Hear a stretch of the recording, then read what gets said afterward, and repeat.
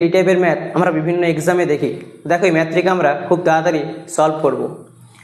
সেক theta minus tan theta সমান 1/3। তাহলে sec theta minus tan theta সমান 1/3।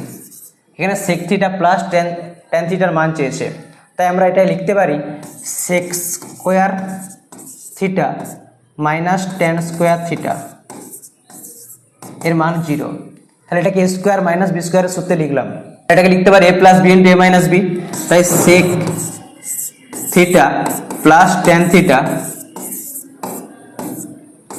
Into sec theta minus tan theta, এটা সমান 0।